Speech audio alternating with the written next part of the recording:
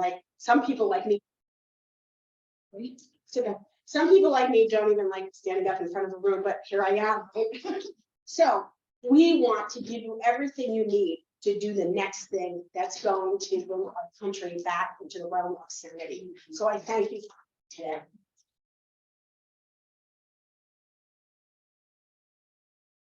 That one. Oh, is that what you need to do? No.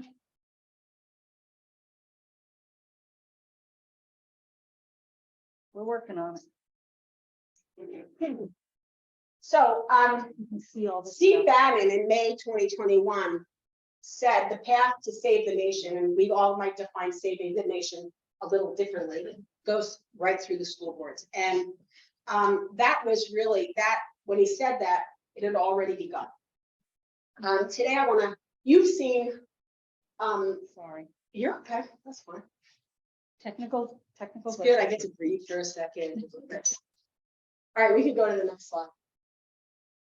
So you've seen a lot in the news about, has anybody, is it a surprise to anybody that we're talking about school boards today? Is anybody like, what's happening with school boards? I have no idea. No, we all have seen school boards in the news. These are just a sampling of what you can find, but Google school boards and you'll see it. Now, according to the New Jersey School Boards Association, a school board is supposed to represent the concerns of citizens, taxpayers, and parents to the school administrators. They're also supposed to represent the needs of students and the school district back to the citizens, the taxpayers, and the parents. So under those auspices, school boards do a whole bunch of different stuff. And who runs the school boards decides how they do that stuff and what the outcome is going to be. I've been an educator for about 40 years, which feels a little weird to say that out loud. I've had a bunch of roles. I was a teacher, I was a counselor, I was a parent educator, I was an administrator. And you know, thinking about this, I'm also a lesbian. And 40 years ago, it wasn't terribly safe to be a lesbian and to be doing those jobs, right? It's gotten safe, but I worry a lot that maybe it won't continue to be safe for LGBTQ people to be in schools in any capacity. And so that really motivates me here today. I mean, I work in a little bit of school, but you know, I've walked away from that. But the idea of having to do a job, any kind of job in a school district where you're front and center, your concerns are kids, and you're not allowed to, terrifies me. In all those roles, every single one of them, I had the same objective: to create an environment where all children, all of them, not just straight, white, cisgender Christian children, but all children, all students, feel safe, valued, and seen, so that they can learn and thrive and achieve their highest potential. Of all the threats we've encountered over these last 6.5 years of Indivisible, this is the most chilling to me. Banning curricula and books that teach about our country's less proud history, slavery, imperialism, segregation, eliminating stories about the Holocaust, eliminating pride flags, and the ability of students and staff to be LGBTQ or to be allies to LGBTQ students in schools. It's essentially an attempt to erase entire groups of students. We can't let that happen. We can't. So today we're going to learn about a group at the center of the assault on our schools, and you're going to meet two amazing people who are fighting the fight so that every student gets to thrive. So first, I'm going to do a deep dive into Moms for Liberty.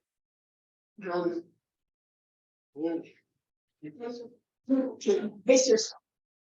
Yeah, if your blood pressure starts to go up, just raise your hand, say, I need a minute. Moms for Liberty is the group that has launched the most aggressive war on public education.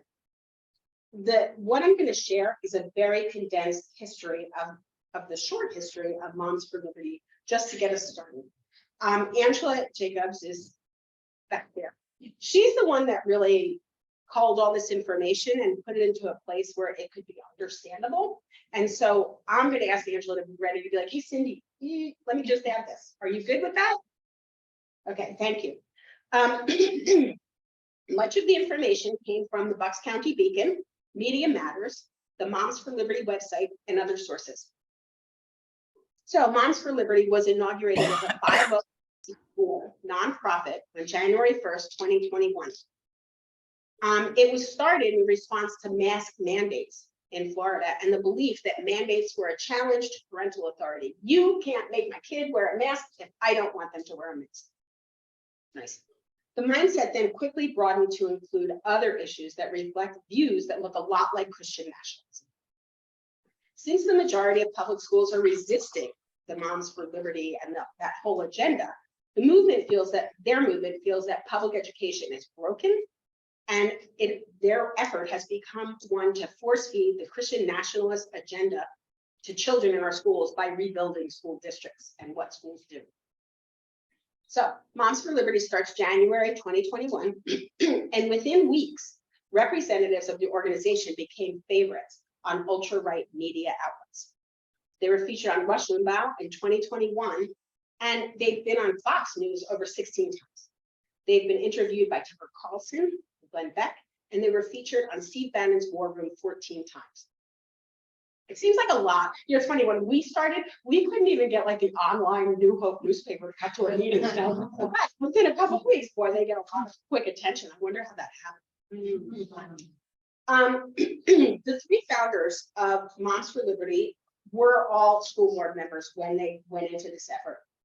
Tiffany Justice, she's no longer, she's a Moms for Liberty, muckety muck, but no longer on the school board. Tina Diskovich was also a school board member, but she lost. Sorry.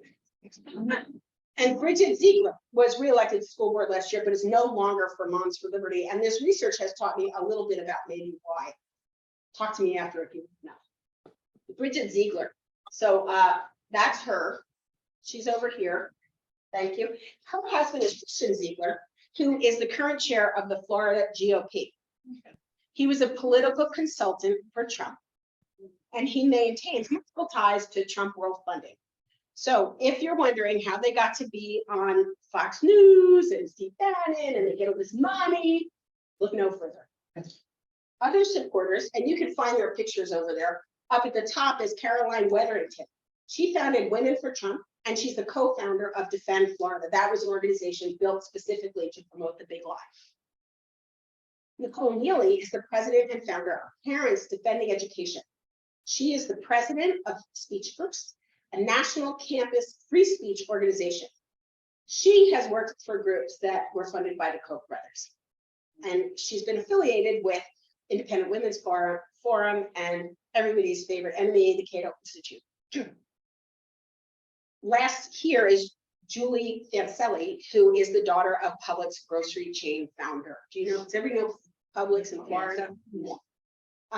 She spent between $2 and $3 million funding the Stop the Steal rally on January 6th. So it's a savory group, isn't it? Mm-hmm. Do you want to invite them to dinner? I think so. So Moms for Liberty financial supporters are some of the most influential organizations, media operations, and wealthy donors of the right-wing propaganda machine. So that's who stands behind, not for nothing. We have an invisible stands behind us, and I love that, and that's great. But if we think about it, big bench there, don't they? It's crazy. Let's talk about their money and where it comes from, how they get it.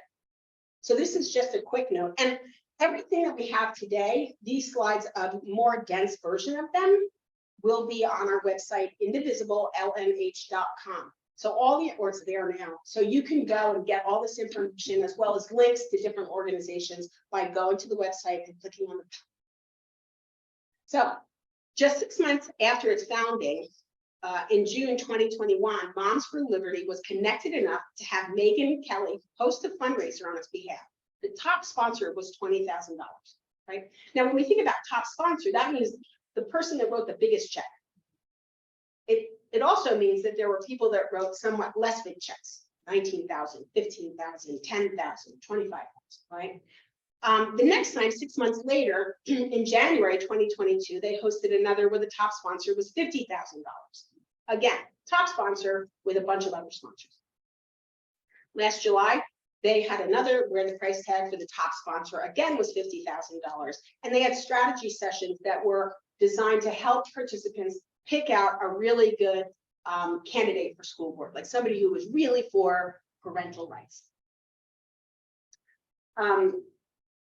So we see this progression. This June, there'll be a 4-day national summit at the Marriott Philadelphia Downtown Hotel. Top sponsor is $100,000. So the money flows. The money flows there. And you know, just as an aside, an example of this is I went onto a website of one of the Moms for Liberty Recording in progress. and her website was better. It was beautiful. So it's money in it, and they're putting it to really good use. Now, how big? Next slide. Sorry, That's okay. housekeeping.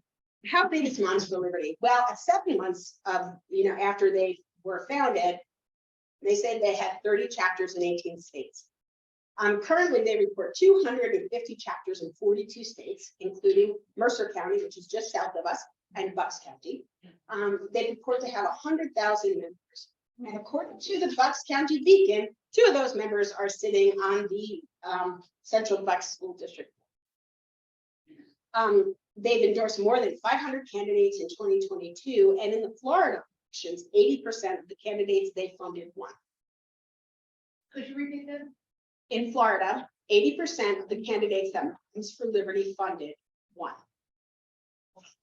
So I know that all of this feels, that's right, it's all about the money. I know that all of this probably feels pretty overwhelming, but I want to remind you that this battle to defend our rights against the will of the well-funded few is not our first rodeo. I'm looking around the room, and some of you were here that first time we met in January 2017. It's not our first rodeo. We have been training for fights like this for over 6 years. We are smart, we are well-informed, and we are skilled activists, and we are strong in number. So we're ready to fight.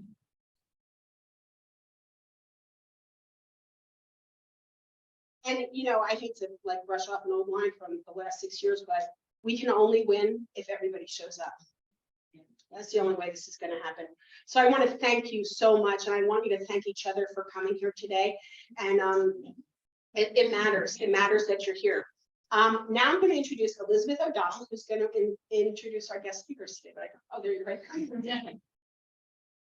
So we don't need the slides now. We do not need the slides now. Well, thank you very much, Cindy. Very informative and good energy here. So I'm Elizabeth O'Donnell, she, her pronouns. Louder? Okay. And we have 2 wonderful speakers here. We were supposed to have a third. I hear Sparky is on Zoom with us, but unfortunately she was not able to be here in person. But she represents the Pennsylvania side of things, and she was going to talk to us about getting people elected on school boards. But She's willing to speak, but her voice is very scratchy. So. yeah, I think we could probably have her, I don't know, give us some information online. So maybe we'll do. Yeah. Okay. So our first speaker is Martha Hickson. She is a school librarian at North Hunterdon High School, and she's the recipient of multiple awards for her efforts fighting censorship and supporting students' rights. She has endured personal and public attacks by right-wing conservatives and now speaks openly about the crisis facing public education. We only have a short time with Martha, but if you'd like to hear more from her, she will be speaking the end of April, April 29th, at the Bayard Rustin Center for Social Justice, and we'll have information on the website for that. I'm going to turn you over to her.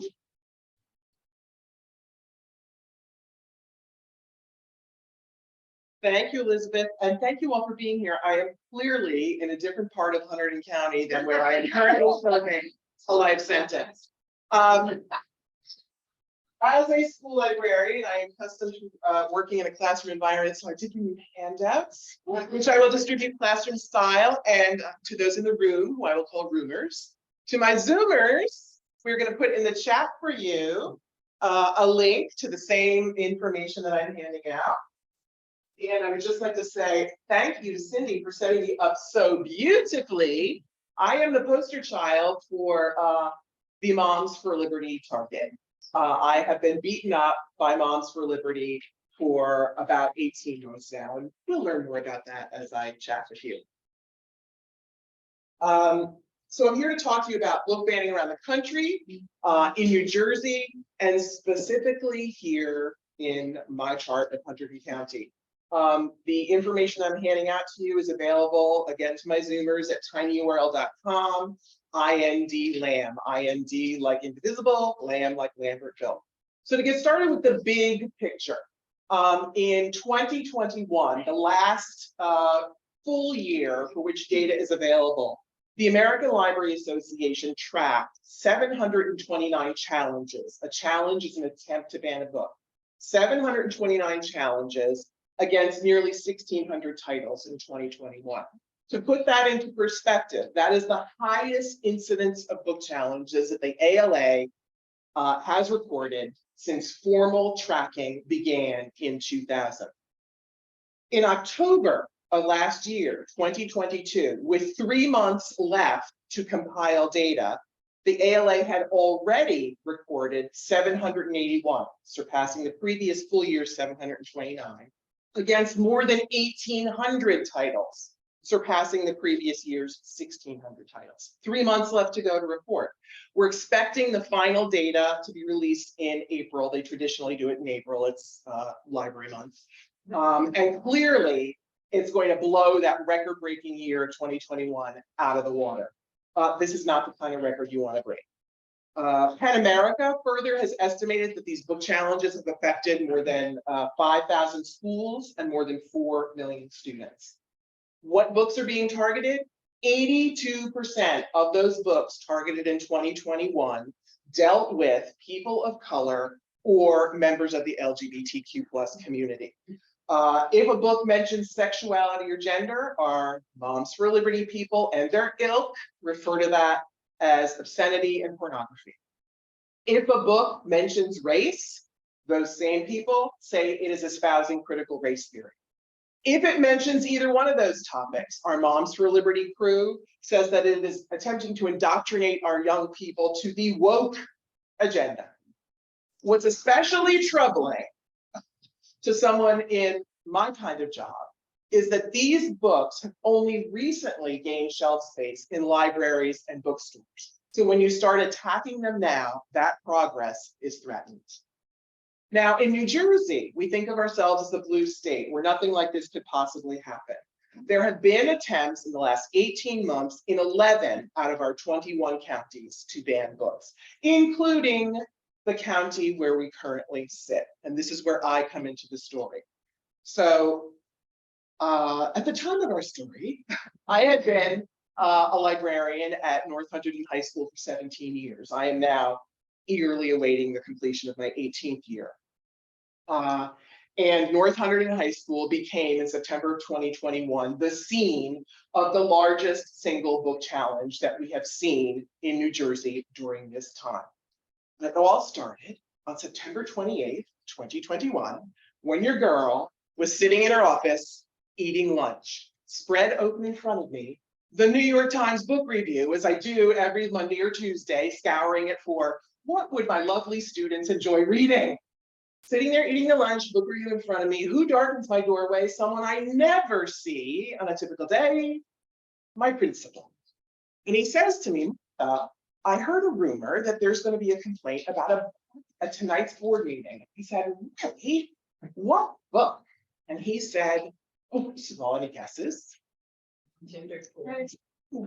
Dad was our winner, genderqueer. I said, and I immediately pulled up the uniformly favorable reviews of genderqueer, printed every one of those out for him. I also reached into my desk drawer where I keep it handy. Our selection criteria for choosing library books, handled that to him, comes out of our board policies. Also reached into the desk drawer, pulled out where I keep it handy, our process, also enumerated in the board policies, handed back to him, and one more time into the desk drawer, the request for reconsideration form, which is part of the process, which is how a community member complains about a book. Handed him all that material, reminded him of the process, and furthermore said, we do not complain about a book by stepping out of line, bypassing the process altogether, and making a beeline for the board meeting. He agreed. He understood the process. So imagine my surprise that, oh, and by the way, I should introduce my husband, Doug, who's sitting in the back. Because Doug has been with me literally every step of the way. And he could, if I were to be in Sparky's position, Doug could get up here and do this presentation. Doug and I settle in 7 o'clock. Normally we watch Jeopardy at that hour. But we tuned into the live stream of the board meeting because I'm like, let's see what's going on. At around the 7:30 mark, public comments open. And I noticed immediately it was a more heavily attended board meeting than I'm accustomed to seeing. Group of about 30 people, which in our tiny board office necessitates standing room. They're all jammed in there. First woman gets up to speak and she starts complaining about not one book, but two. She goes after Genderqueer as expected, and Lawn Boy, a wonderful novel by Jonathan Evison that the New York Times compared to a modern Holden Caulfield. Of course, she labeled both what now? Pornographic and obscene. The next speaker stands up and complains about the fact that the library is celebrating Banned Books Week. Well, of course the library is celebrating Banned Books Week. It's an annual celebration of the right to read. Has been thus since 1982. And for every year of my, at that time, 17-year library career, there had been a banned book display in the library, calling to students' attention their right to read and their need to protect that right.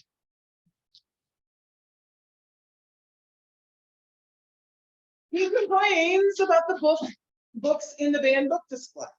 And as speaker after speaker gets up to beat the library up, they ultimately decide that they have to go after the librarian and name her as a pornographer, pedophile, and groomer of children.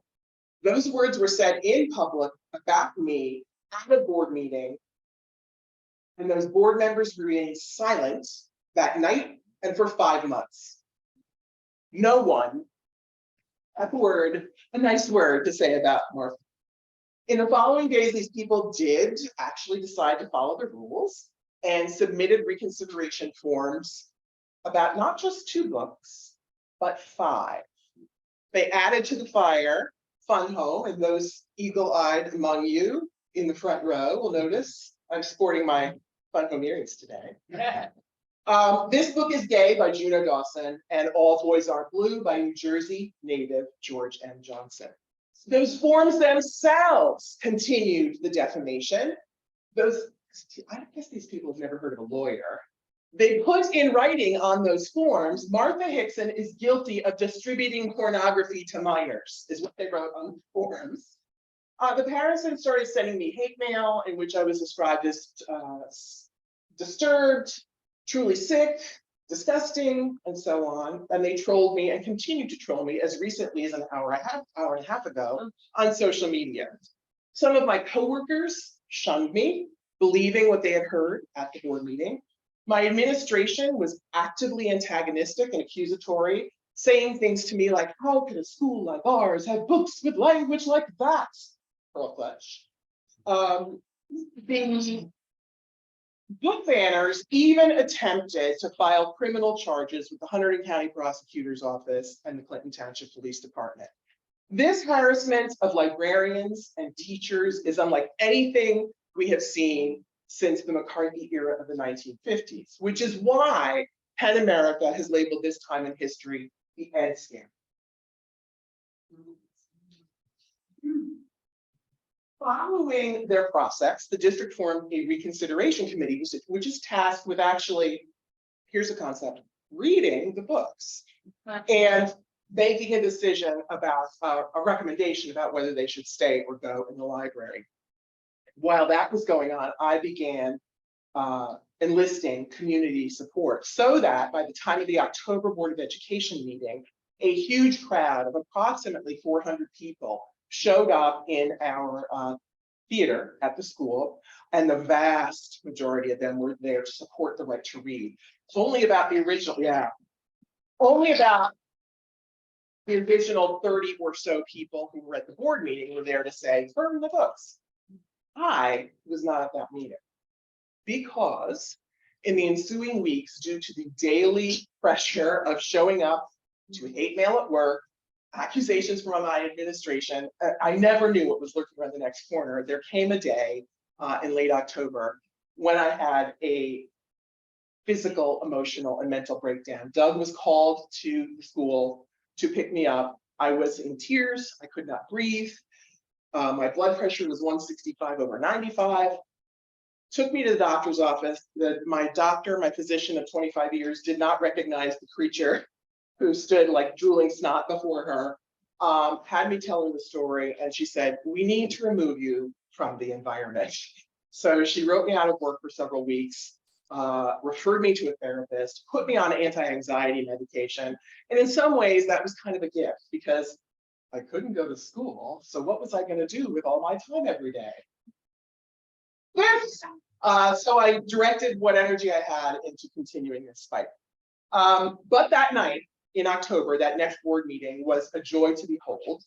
And the most effective speakers by far, people like City, students themselves, who were passionate, eloquent, persuasive, models of public discourse. But the shame of it is, several of those kids left the podium in tears because they had to withstand the taunts and jeers of book banners who held aloft signs proclaiming their Christianity. Months went by, October, November, December, most of January, with no word or status on what this reconsideration committee was doing until the last week of January, when the report was posted online. The report recommended keeping 4 of the books, but banning This Book Is Gay. That report was posted on a Friday night in advance of the Tuesday board meeting when the board was going to make a decision about whether to accept or reject the recommendation. And I'm like, I have checked that book out so many times to kids. I am not letting that book leave this library. So I spent that weekend enlisting speakers, hoping, and I never make sports analogies, so let me know if I get this right, to make a Hail Mary pass on Tuesday night. Anybody? Was that right? Yeah. Thank you. Hail Mary pass on Tuesday night. So Tuesday night comes, and we have talking students, parents, alumni, community members, librarians, including this one, begging the board to retain that book. And it was time for a vote. And to my amazement, the board rejected own reconsideration committee's recommendation and said we are going to retain all 5.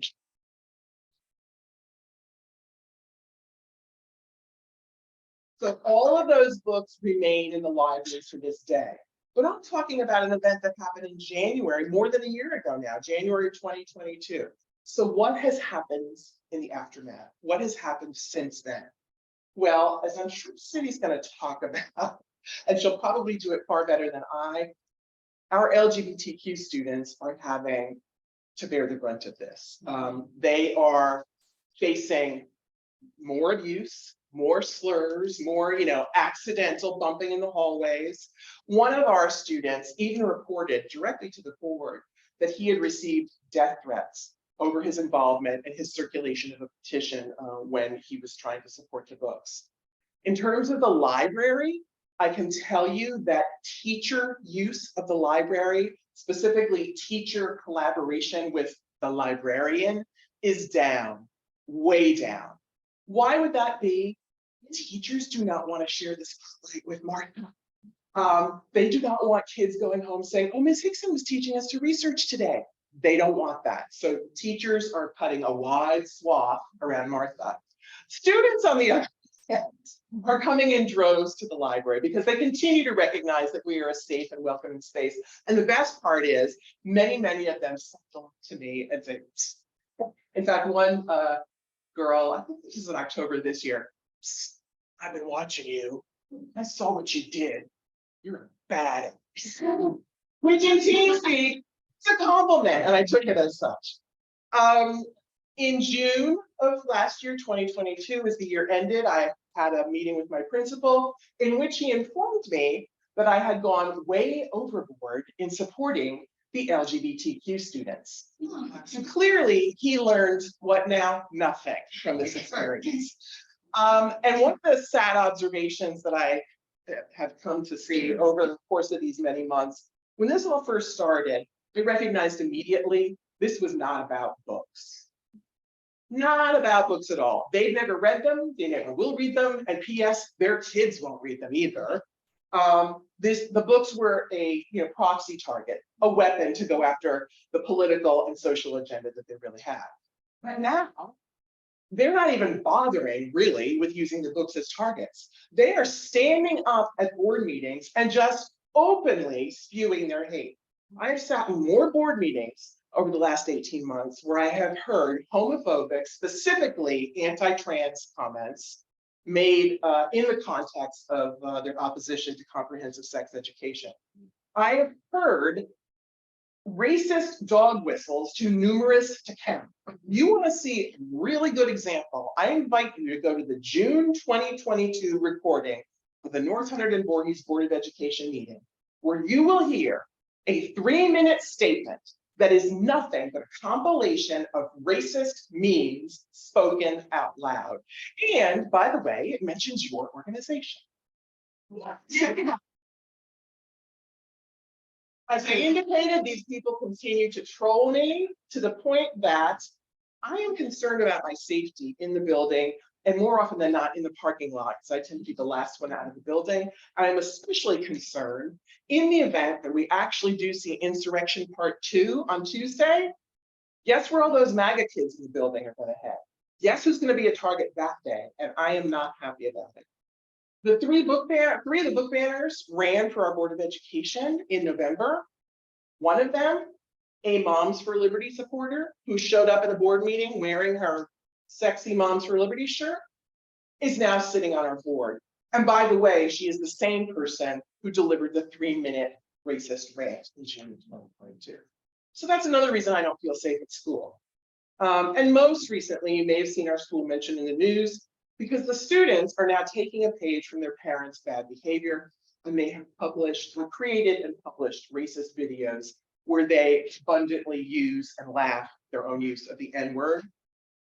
And what we're seeing is banning activity happening in relatively nearby districts. In Reddington, there was an attempt on Me, Earl, and the Dying Girl by Jesse Andrews in the last couple of months. That was defeated. Sparta, you may have read, in the last 2 weeks, removed from its middle school, Upside of Unrequited by Becky Albertalli. Hamilton is dealing with a challenge against genderqueer, and Flamer by Mike Furado.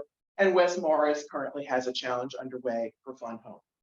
Again, massive trend toward anti-LGBTQ here. And that's why I spend almost every weekend, and Doug does too, doing stuff like this to talk to people to spread the word.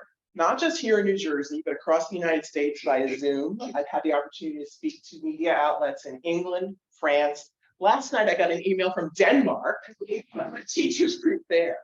So what can you do about this? Number one, you're here. That's a great thing. And helping me, so I'm not the only voice out there, talk to people about this.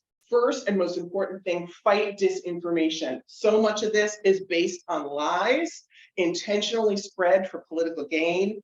Do not be involved in passing that along. I know you won't. But more importantly, teach people how to find good information. Your online handout is going to teach you about the SIFT strategy, the same strategy I teach my students. Stop, investigate the source, find better coverage from a source you know and trust, and trace the claims back to their original context. Next, I know I don't have to tell you this, get involved and take action. Simplest thing, unite against bookbans.org. I'm saying it again. Unite against bookbans.org. It's a national initiative to fight censorship. Partners include the ALA, GLAAD, National Book Foundation, People for the American Way.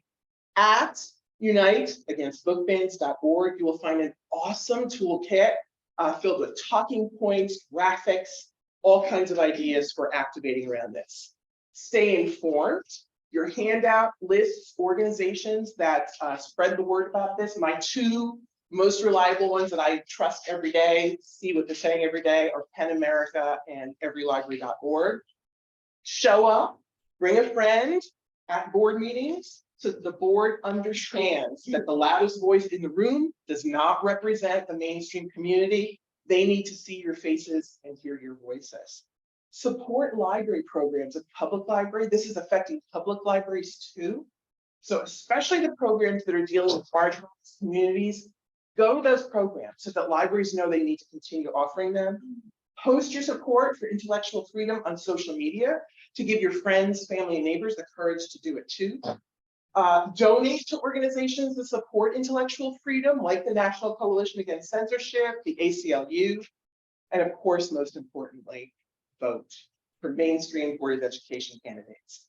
I'm going to remind you again about your digital handout, tinyurl.com /INDLAMB. I'm going to end with a quote from Bayard Rustin, civil rights activist who organized the March on Washington. He said, "We need in every community a group of angelic troublemakers." I'm going to ask you today to polish your halo and please join me in making some damn good trouble.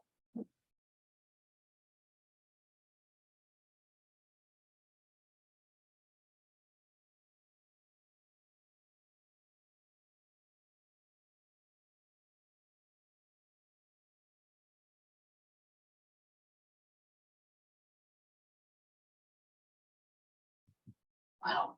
I was gonna say, let's show Martha we have her back. Because she got so tight. Did you? Thank you so much. So let's take a nice deep breath for a second, ground ourselves, because we have another excellent speaker. Their name is City. They use he, him, and they, them pronouns. They are a junior at South Hunterdon High School, right here. And is a member of the LGBTQIA+ community, and he's been an activist since he could talk, according to his mom. And will share their experience and views about the importance of a healthy, inclusive school board and how decisions made by school board members affect students. All right, yeah.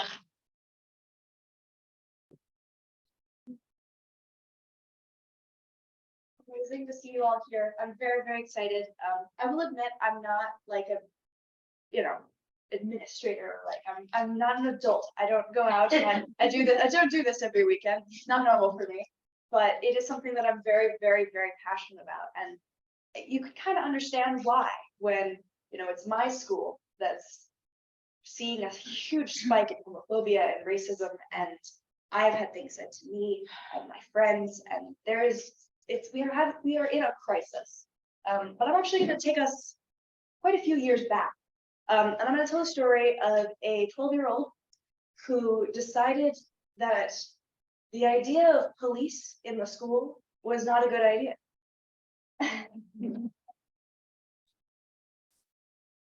Who decided that they would speak to the board, stood up all by themselves and said, I would rather not have school, not have armed people in my school. And lo and behold, they were in the school by the next year. And it was a disaster. The cops were almost always and exclusively involved in punishment. They targeted people of color and queer students way more than any other group. They were actively harmful and continued to add this level of hostility to the school. So as a 12-year-old, till the time I began high school, 9th grade, so that would be 3 years ago, there were 2 police officers in my school with guns, and it was terrible. It was just bad. There's no other words to describe it. And it wasn't until that 9th grade year for me that they were placed with a security officer who was not armed and who was not involved in punishment. And that is because the work of parents and my parents kind of specifically, especially. So shout out to you.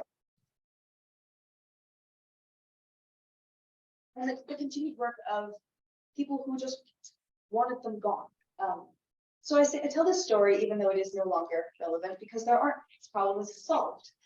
Because it is like you all have so much power over my life and the lives of people like me. And like, as much as we wish we could stand up for ourselves, we can't, and we need your help. And I'm going to list a few statistics real quick. So I am a trans person, and I have been threatened, have been shoved, I have watched people get beaten up, have heard slurs thrown at me since like the day I entered middle school. I am the poster child for, and that's kind of a problem. Okay. So I have a wonderful group of friends of 6 people, and we have all struggled greatly for the past few years. But as my community, as an entire, 3 years ago, the amount of trans people who committed suicide was 43% of all trans people. All trans people. These past 3 years, it has gone up to 53%. No, sorry, 58%. That means that out of my friend group of 6 trans people I know, including myself, 3 of us will not reach adulthood. The average life expectancy for a trans woman is 21 years old. It is very clearly incredibly important for the things like books to be accessible to kids like me. It was only through the help of my librarian and my friends and my support group that I had to build that I am standing here today. And it makes me so upset to think that people are working against this thing that we fought so hard for, and it's being taken again. And that's, I can't accept that. And I hope that all of you agree that we cannot accept that.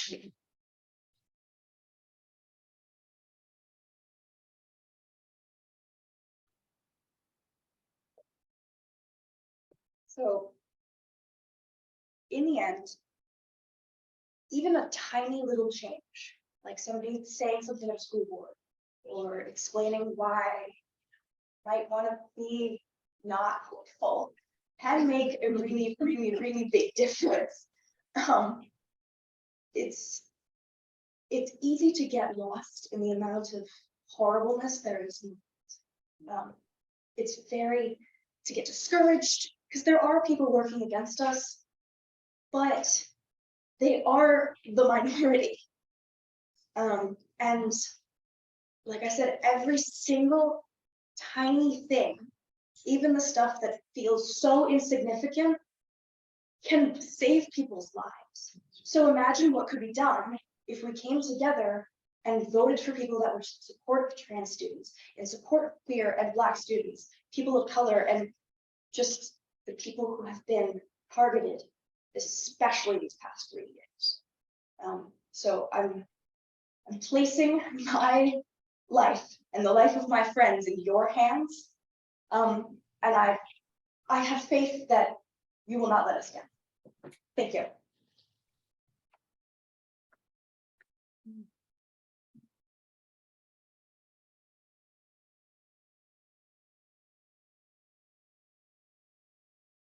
Angela Jacobs.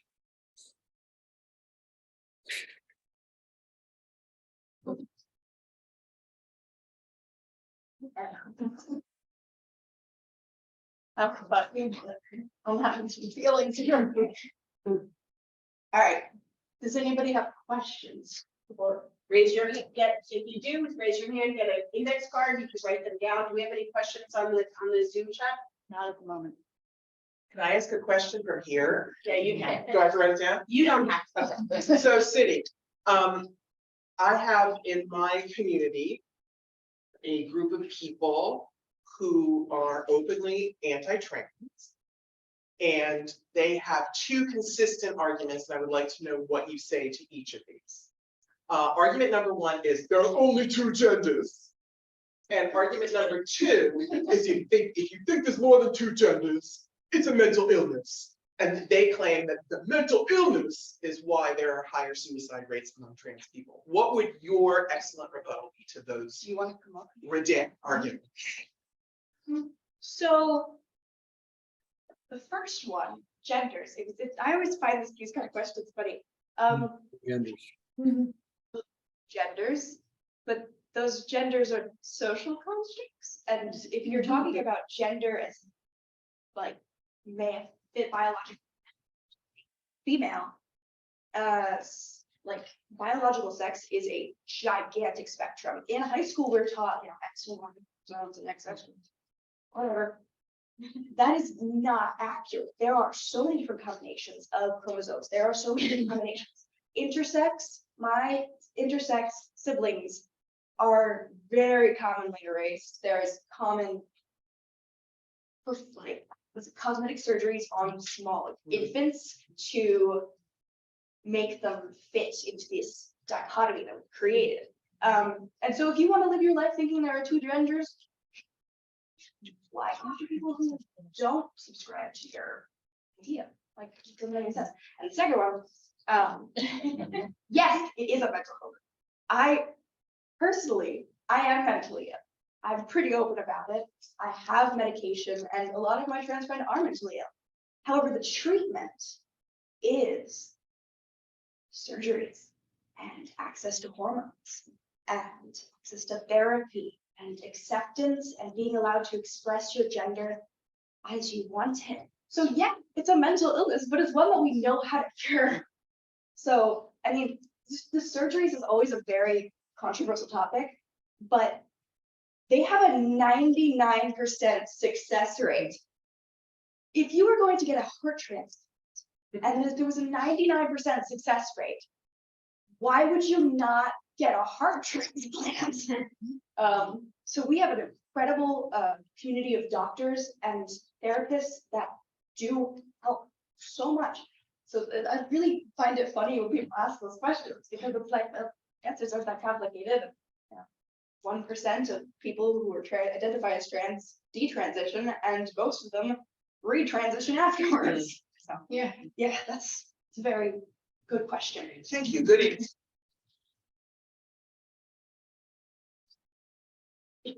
So we have a question, I believe it's for Martha. Have the education unions been helpful or visible in this work? Oh boy. Here's where I get in trouble. Yes and no. I will say my building or my local president was by my side through most of this battle. But when it came to the NJEA as a larger association, not so much. They did provide me with an attorney. The attorney did next to nothing and said that the reason that he did next to nothing, he wanted to send, say, a cease and desist to one of my frequent correspondents. He wanted to file a defamation suit. And the NJEA would permit neither, because the NJEA says that it is not in the association's interest to have a confrontational relationship with the community. Now, just yesterday, I was honored at an NJEA luncheon, and an NJEA representative came up and said, "Oh, I have such good news." I said, "Yeah, what's that?" "Well, we heard from the NEA, and we're allowed to file defamation suits now." I said, "Well, that's great. It's about a year too late, because I had a 1-year window in which to do that." And she kind of like shrank. I also had a very unpleasant conversation with Sean Spiller, the president of the NJEA, in December of 2021, where I expressed to him my dissatisfaction with the NJEA's response, and his reaction to that was to yell at me. He was at yesterday's event too, and came up to congratulate me. And if I had a bigger set, I would have said, "Oh, remember, we've met before. It ended with you yelling at me." But I just meekly accepted his congratulations. So I have to say that I have in my 18 years as an NJEA member paid probably somewhere in the order of $25,000 worth of dues. And I don't feel I got my money's worth in this situation. I think they give you a dollar. Oh yeah, at the event yesterday, Doug said they put a crown on my head. And you know, I can't even pocket for anything because it's just dollar store junk. Sweet. It was.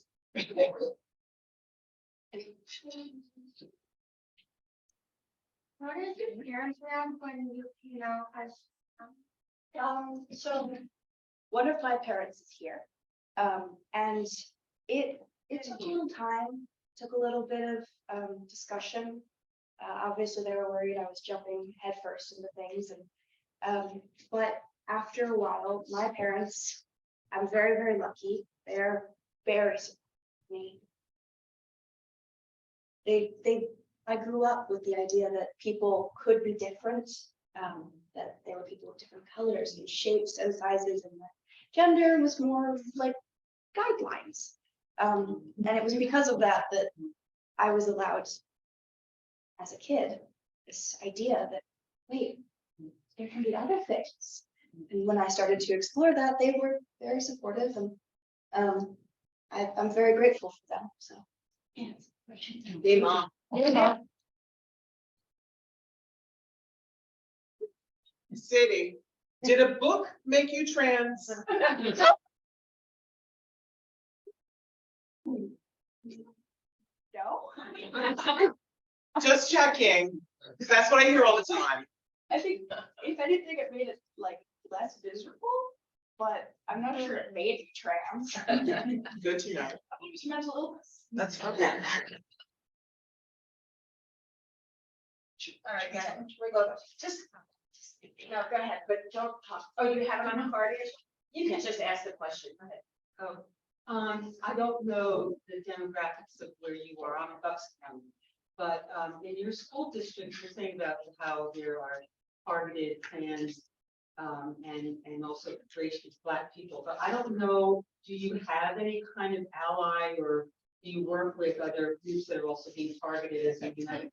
So we're working on it. There have been in the past couple of years. I personally, I adore our superintendent at South Hunterdon. He has done a ton of amazing work. We have a Black student union, we have a Latinx student union, and we have a GSA. I personally am not thrilled with the GSA at South Hunterdon. It's Gay Straight Alliance. Oh, yeah, sorry. Or gender and sexuality alliance, depending on who's doing that. Yeah, it's from what I've seen from my personal GSA, that it is a more performative, straight, yay, gay people, less like, hey, we should try to stop people from killing themselves and like give access to mental health stuff. So there are definitely allyships and there are organizations in my school that are making some change. But I've noticed recently that queer students have been flipping through the cracks because there's such a touchy topic. Oh, if I talk about trans people, the homophobes are going to get, because they're so that we're evil and that we're transing their toddlers. So yes, I'm going to take your children and make them have surgeries. That's something I want to do. So yeah, I think yes, but there's so much room for. And I'd like to add in my school district, we are two high school districts, and we have a GSA in each school. And unlike city's experience, my observation of our GSAs is that they are not performative. These are kids who are members of the LGBTQ+ community and who are doing the work. I would be remiss if I left here without mentioning this fact. Number one, these GSAs were instrumental in our success of keeping these 5 books. Number 2, remember that conversation I had with my principal when he told me I went way overboard in supporting the LGBTQ community last June? 5 months after that conversation, one of those GSA kids who was at the microphone repeatedly advocating for these books, to City's point, died by his own hand. What is way overboard in supporting the LGBTQ kids? I'd like to know, because I haven't found that dividing line yet.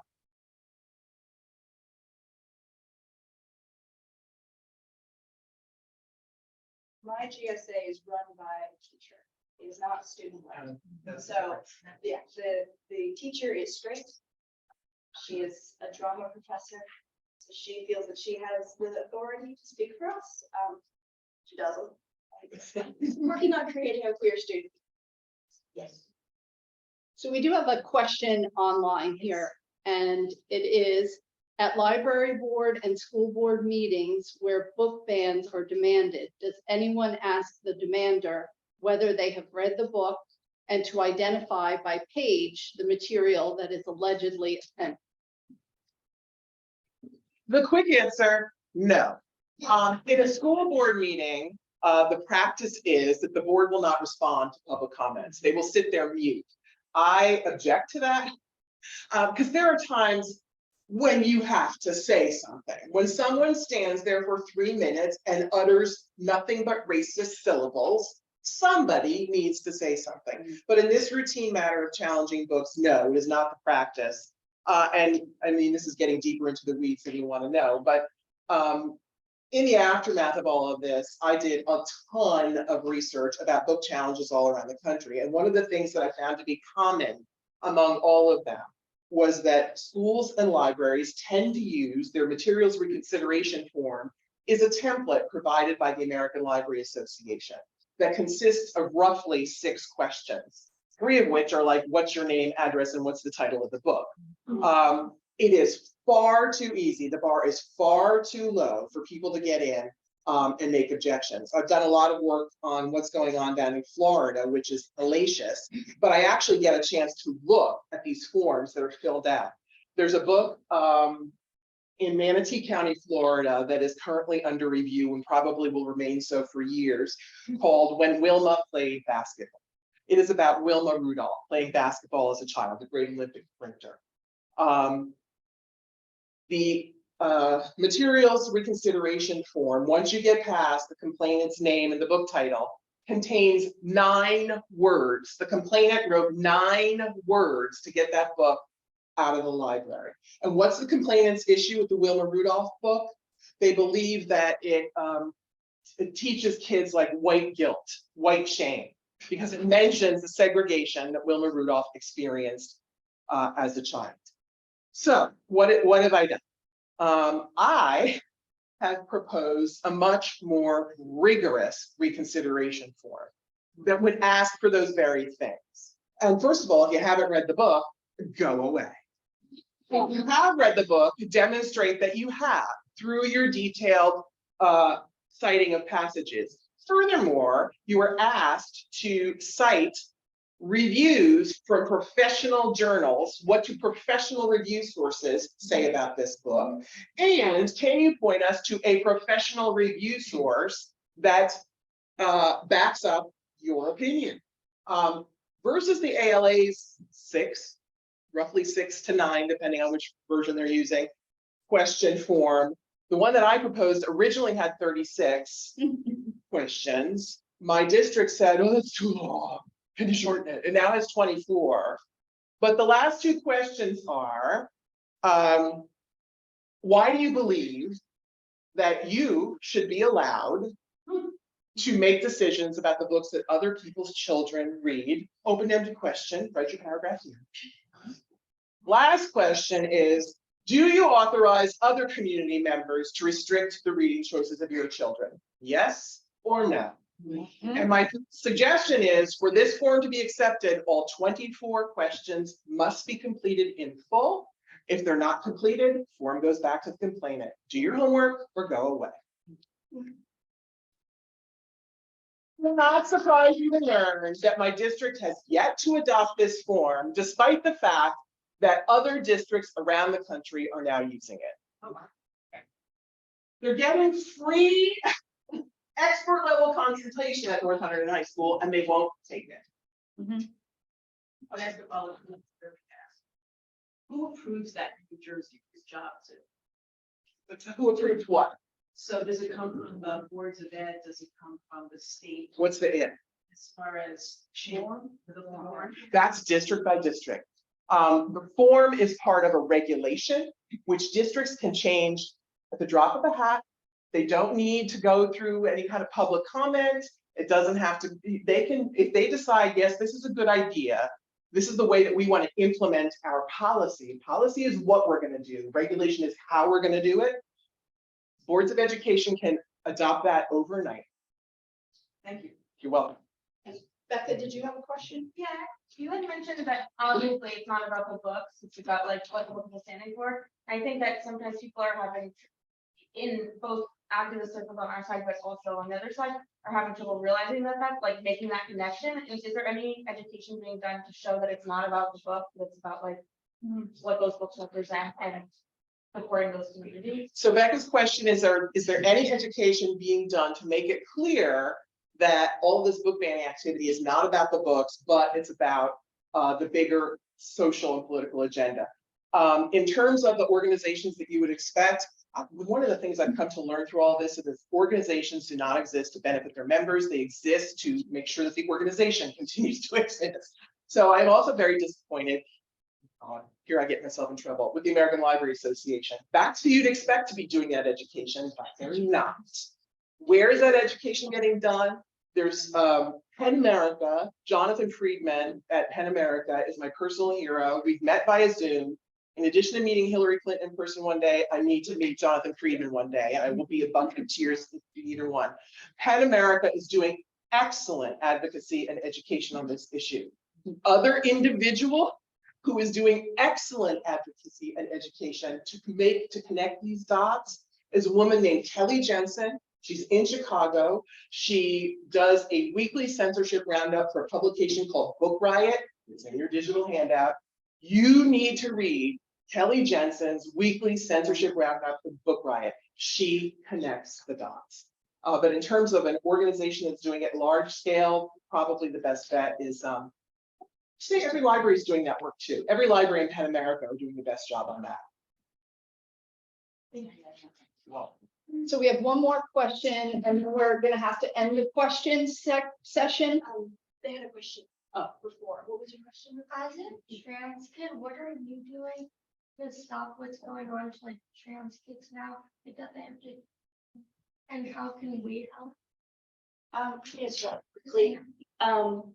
I Just repeat the question, just. Yes, so the question was, as a trans kid, what am I doing to help the situation? You all help specifically. So I'm here doing that. I'm big, making sure that my classmates, siblings, trans siblings know that there are people that love them for who they are and that they are supported, even if they're not out to their family, if they're not out to their community, that there are people that want them here. And I think we could all do the same. If you know someone who is genderqueer or trans or even just LGBTQ+ in general, just remind them that like you really appreciate their strength in just existing because it's not always easy. And continue to bring up that maybe we could be doing a little bit more at school boards. And if you could vote, be voting for people that want to help trans kids. Using your own power as adults and kids, I suppose there are a few here, to advocate for people, whether it's for yourself or for those around you that struggle. Yeah, that's what I'm trying to.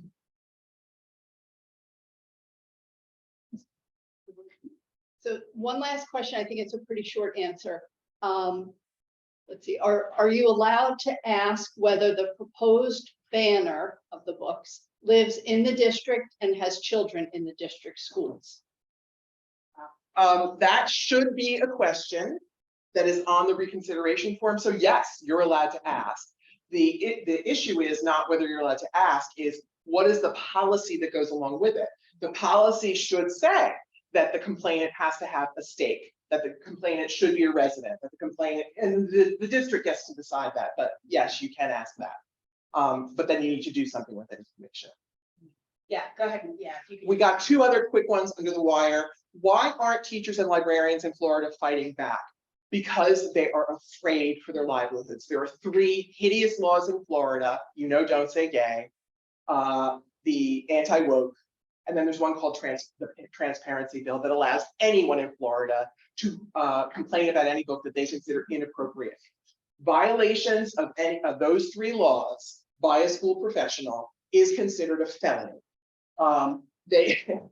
Penalties being, you could obviously be arrested, lose your teaching certificate, your right to vote, face up to a $5,000 fine and 5 years in jail. That's why. But they have a wonderful organization in Florida called Florida Freedom to Read. Follow them. They're on Twitter. A New Jersey native is one of the founders of it. Check it out. Florida Freedom to Read. They do great work. Second question. Do places ever, I love this question. Do places ever want to remove or ban Ayn Rand, Mein Kampf, Trump books, etc.?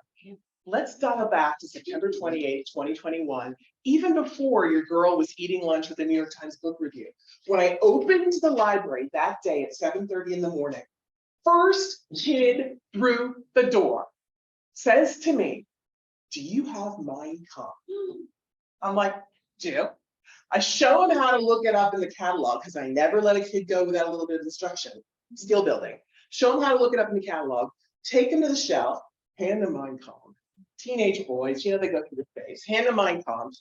And then I also show him on the biography shelf other sources about Hitler other than Hitler himself. So why don't you get a well-rounded picture? So he left with an authoritative biography, and then the thing about Mein Kampf, I don't know a human being on the face of the earth that's ever been able to read the damn thing to the end. It's so awful, so I don't worry about it. But if people try to remove those, not that often. The main sort of rebuttal ban that people try to do is to the Bible. Because the argument here among the book banners is there's so much sex, and the people are like, "You read the Bible?" So they will try to ban that. But I'm like, let's ban anything, please. So trying to ban the Bible, I think, is just as dumb. Just one other thing from Sparky, who was not able to teach yesterday because of her cold. She's saying that Moms for Liberty has been known to hand out copies of specific pages of the books to make people complaining sound like they have actually read it. Can I just mention, Moms for Liberty has this horrible site. It's called Book Looks. I hesitate to even mention it. It's their book review site. Basically what it is a glossary of bad words. So they'll go for each book, they will go and they do a tally of how many, close your ears. Anything else? Close your ears. How many like dicks, cunts, fucks, whatever are in there. They'll tell you, there's 13 of these, and then they call it a book review. And those are the pages that will show up at board meetings that these idiots are reading from. It's just, yeah.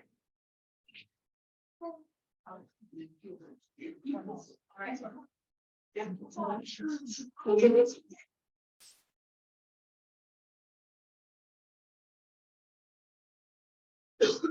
Doug Klein, pronouns she, hers, and I'm an activist. You all are activists. I've canvassed with you, I've marched with you, I've written postcards with you, and all that other stuff. So what are you gonna do? Somebody just told you a whole lot. Yeah.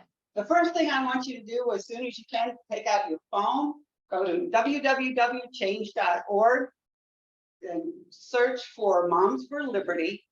And once you're there, sign the petition to ban Moms for Liberty from the Marriott Hotel in Philadelphia at their national convention in, what was it, June? Yeah, it's beginning of July. Beginning of July. Is there anybody that uses a QR code here that would like to do it that instead? Yeah, there's a couple posters. So that's one thing you can do. The other thing is, if you know of any attempts for censorship or any civil rights or Title IX violations, you can go to the New Jersey Library website and you can file, just let them know. You can go to the ACLU and fill out a complaint form. It can be anybody, and do that.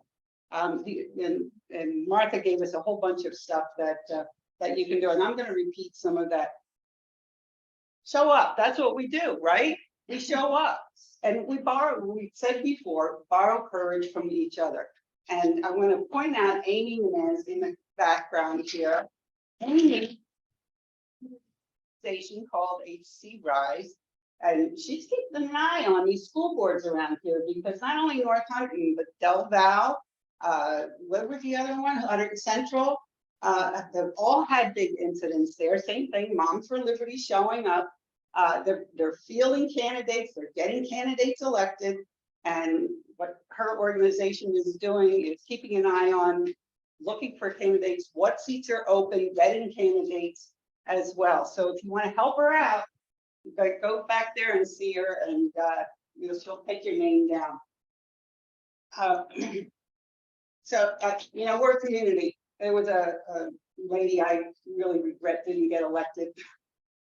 Said, it takes a village, and we are the village. I mean, we have to show up. My kids are grown and out of school. It doesn't mean I can't show up, at the school board. And so we need to do those kind of things. We need to show up for our kids, the kids in our community, kids like City, for people that with courage of these two people that have really faced down some really nasty stuff. The other thing is about being informed. Moms for Liberty are masters of deception, disinformation. I mean, just the name alone, Moms for Liberty. What the hell? Who's Liberty? Yeah, there's no liberty there. It's a Moms for let's take away everybody else's liberty. So one of the things that I think is really difficult is to find information about school board candidates. When you go to vote, you vote in November in Huntington for your school board. In the district, there's like 3 names. There's 3 open seats. It's like, God bless you because you're running for school board. I don't know anything about them. I'm sorry. And I can't find anything else about it. So that's something else that Amy's trying to do, along with another organization called New Jersey Public Education Coalition. And they are looking for help. I don't know in Pennsylvania, and I'm hoping it's Sparky might be able. In Pennsylvania, it's for inclusive education. It's a nonprofit, so they have to listen, but they're basically following after League of Women Voters. Okay. And they have a lot of stuff on their website. Who believes what if you look at their website up and saying. Good. There's another organization in New Jersey that New Jersey Public Education Coalition is working with called Action Together New Jersey that will be compiling lists of candidates. Yes. Yeah, Deb Sparky also says, can you read it? In In Pennsylvania, Pennsylvania, vote in the private school board, since it is supposed to be nonpartisan. Is that the one it's supposed to be? yeah, It's supposed to be nonpartisan. These Moms for Liberty can run. Oh, in Pennsylvania, they run both sides. So even though, TV Republican Board members. yeah, yeah. So they run both tickets. In New Jersey, they're supposed to be nonpartisan, but they are, they're being fielded by Republicans. They're outwardly being promoted by Republicans. Megan? What if I want to run? Well, tell us. If you ever want to run, you're in New Jersey, any district in New Jersey, your school district website is obligated to list the petition, how to file it, when it's due, every step of the process. You can find it on your school board website or on the county clerk website. Petitions are generally due in June, right? July 24th this year. Been doing it for 6 years. It's probably my last year, but especially here in Lambertville, I think Ronnie can attest to the same. We have a hard time finding board candidates. We're a regional school district, we serve with 1 member from Stockton, 3 members from West Amwell. We have a lot of big fights, had a lot of big fights, a lot of big fights ahead of us. 5 members from Lambertville. It's a tough fight, and finding interested candidates, people that will really stick it out. I mean, it's tiring and exhausting. Ronnie and I have been harassed.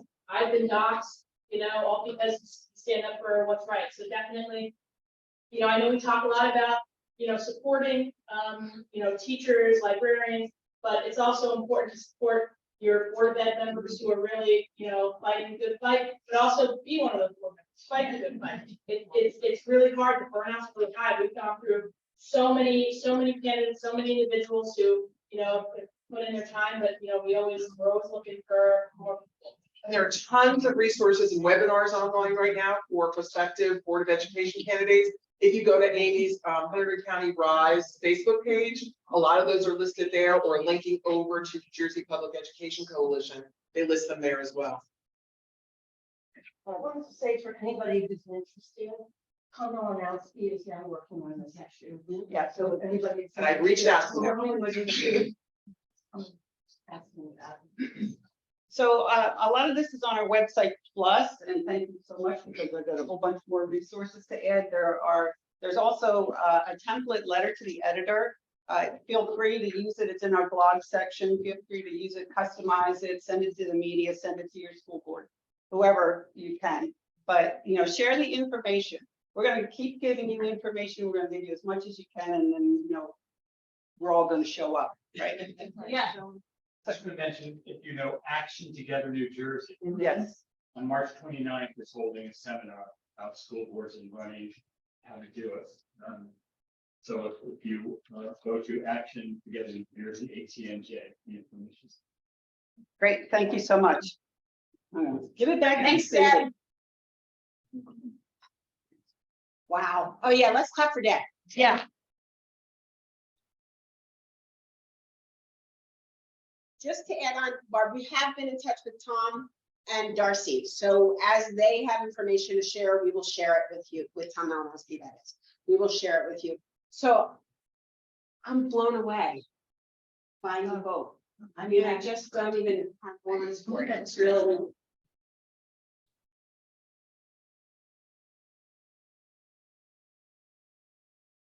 Sometimes it's hard to show up, right?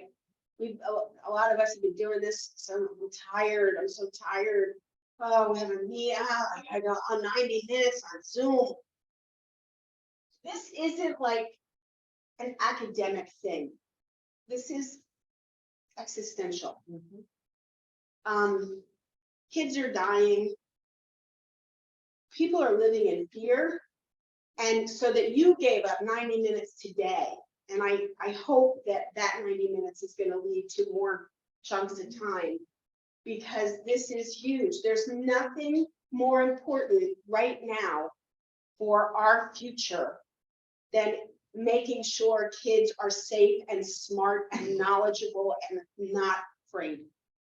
So I want to thank you for coming today. I also want to tell you a couple things. The first is, don't forget to give us a little bit of dollars so that we can keep running and buying our insurance. Say again? A lot of bit of dollars. We could give some money to Soups on Salon. Also, Megan is here. She's the chair of Liberal Dems, and she's got petitions for Hunterdon County commissioners.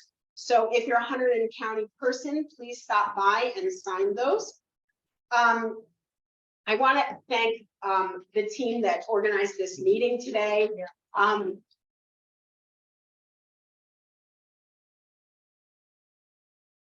only stand up here because I'm the only one dumb enough to get up. But there's a lot of people ready to do this work. So I really thank you. I want to thank Soups on Salon for giving us the space, and our amazing presenters. And most of all, I want to thank you for coming. Have a great day. Oh, One last thing, if you give us a little bit of a donation, you get a t-shirt. I'll pick a t-shirt in the back. not this one. I'm not wearing it. Yeah. Georgia gave me this shirt. All y'all, that's what they say there. So go get busy, get active. Pennsylvania people, don't forget to seat back up. Thank you so much for coming. Hello, Suzanne Tomer. I see you out there. Where are you at? I'm not.